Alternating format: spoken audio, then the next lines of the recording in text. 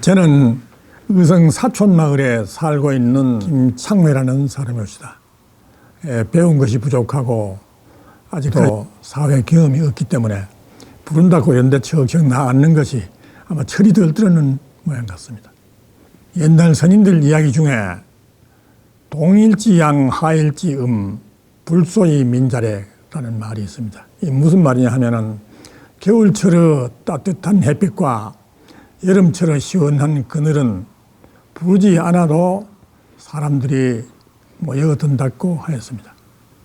사람이 학문이 높고 경륜이 있고 덕망이 깊고 훈훈한 인덕이 있는 분들은 가만히 있어도 그 주변에 사람들이 잘 모여듭니다.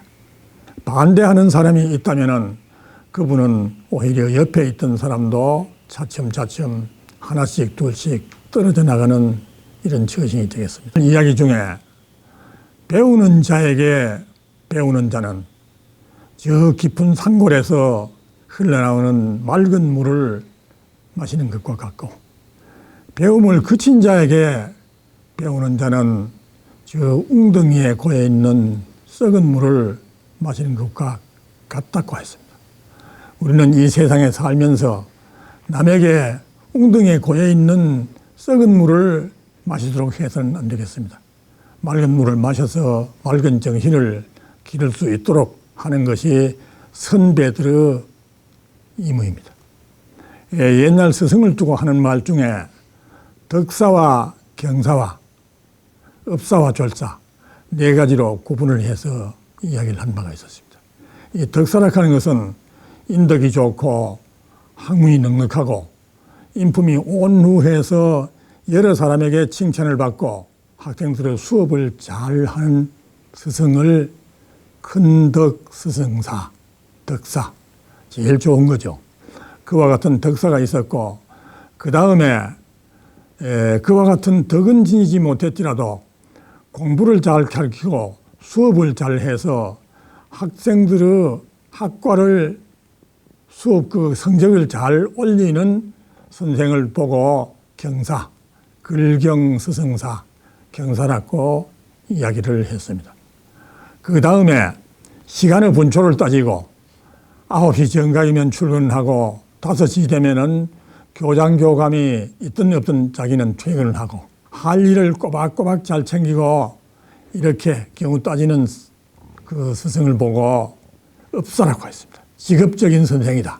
그 다음에 졸사라고 있습니다. 옹졸할 졸자하고 스승사자. 졸사라는 것은 그야말로 문자 그대로 옹졸한 스승입니다. 옹졸한 스승은 학생들에게도 인기가 없고 학부형에게 여론이 좋지 못하고 여러 가지로 동료들을 민망하게 하는 그런 스승들이 저런 선생 때문에 우리 교직계가 영 안 된다. 이런 이야기를 듣는 사람을 보고 졸사라고 얘기합니다. 우리가 저는 늘 이렇습니다만도 제가 겸손의 이야기가 아니고 옳게 할 줄도 모르는 사람이 이런 데 나와서 이야기하기가 조금 죄스럽습니다. 오늘 은학양선이라는 주제를 가지고 이야기를 들은 것 같습니다. 은자는 숨길 은자고 나쁠 악자고 소설 양자고 착할 선자입니다. 은학양선은 그야말로 참 좋은 것입니다. 그것은 남의 나쁜 점은 묻어주고 잘한 점은 칭찬을 해주라는 그런 뜻이 바로 은학양선의 운동입니다. 그거를 잘못 알고 가면은 그것만 하고 지 나쁜 점을 숨기고 지 잘난 점을 칭찬하고 그렇게 하면은 그야말로 안 될 사람이죠. 옛날 얘기도 반 미친 사람은 자기 부인을 자랑하고 온 미친 사람은 자식을 자랑한다. 자기 자랑하는 건 그것보다 더 못 쓰는 거죠. 그와 같은 것을 말했습니다. 이와 유사한 이야기들이 인존잡이라는 말도 있었습니다. 그건 무슨 말이냐 하면은 사람 인자하고 높을 존, 스스로 자자 낮을 비. 인이라 하는 것은 남을 말합니다. 남을 높여주고 자신을 낮추라. 자신을 낮추라. 겸손하라 이 말이겠죠. 그와 같은 이야기가 있었고 또 예인조복이라는 말도 있었습니다. 남을 칭찬하는 것은 자기의 복을 이루는 것과 같았고 이런 이야기를 하였습니다. 그런데 이것도 주영의 도를 지켜서 적당해야 하지 적당하지 못하고 남을 지나치게 칭찬한다. 지나치게 칭찬하면서 면전에 앉아서 손짓 발짓을 해가면서 얇은 웃음을 띠면서 아르대기 치는 것은 이것은 칭찬이 아니고 아첨입니다. 아첨. 그 다음에 자신을 겸양하고 낮추면서도 지나치게 비굴해서는 안 된다 하는 그런 얘기가 되겠습니다. 비굴한 것하고 겸양하는 것하고는 다르죠. 비굴한 건 손바닥을 비비고 이렇게 나대서는 것은 안 된다 이런 말입니다. 나는 아까 이 얘기를 했습니다만도 옛날에 그 국무총리를 지낸 김종필 그 총리가 이 얘기를 하기를 손바닥을 비벼도 손금은 남는다. 적당하게 대화가 이루어질 때 어른 앞에는 공손한 품위도 보이고 약간의 아첨도 괜찮다 하는 그런 결과가 되겠습니다. 옛날에 다산 정약용 선생이 전라도 강진에 귀양 가서 귀양살이를 했습니다. 그때 귀양살이를 할 때 그 아들 학연학육한 그 형제가 자기 아버지가 무고히 죄 없이 그 수백리 상거에 귀양살이를 하고 있는 것이 좀 못내 안타까워서 아버지를 빼내기 위해서 구명운동을 했습니다. 그래 하면서 아버지한테 편지를 했습니다. 내 아버님 귀양살이 풀리도록 배후에 누구누구를 만나서 저걸 해보겠다 이런 얘기를 했습니다.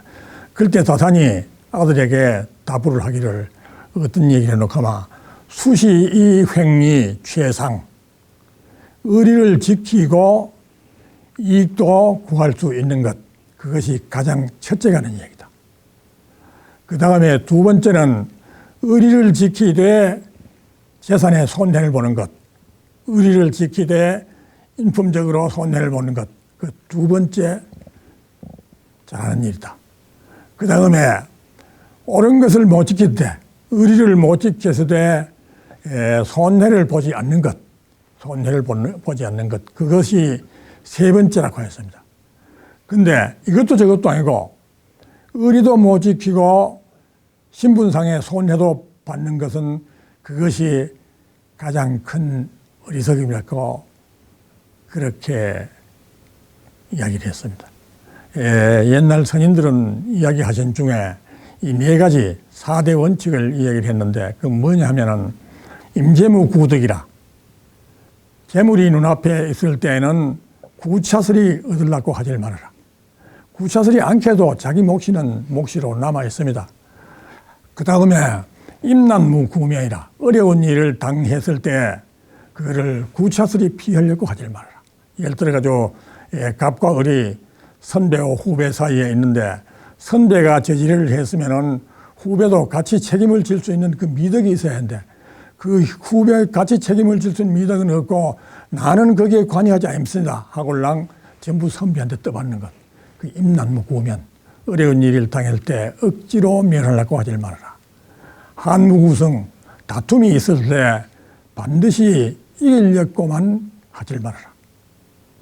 그 다음에 분무구다 나눔이 있을 때 반드시 많은 것을 차지하려고 하지 말아라. 어느 사람은 시조 중에 이런 말이 있습니다. 밉게 보면은 잡초 아닌 풀이 없고 곱게 보면은 꽃 아닌 사람이 없다. 이 사람을 곱게 보면은 다 곱게 보이고 밉게 보면은 다 밉게 보입니다.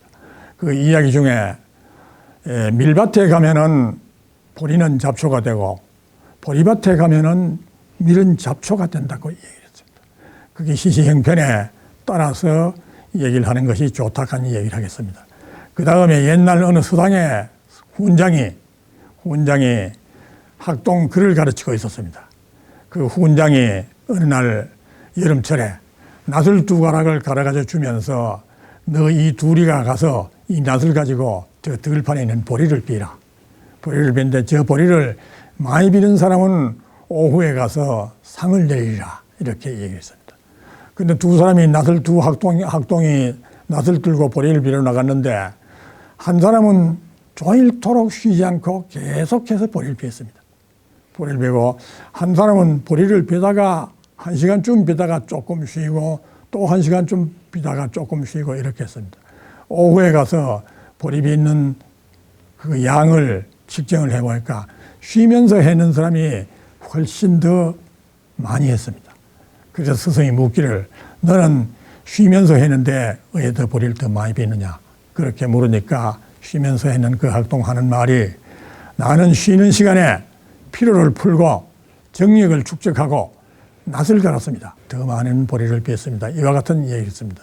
우리가 이와 같은 이 은하경선 운동은 우리가 여기서 정신을 살자고 하고 사회 풍화, 풍속을 교화시키는 역할을 충분한 역할을 한다고 저는 생각을 하고 있습니다.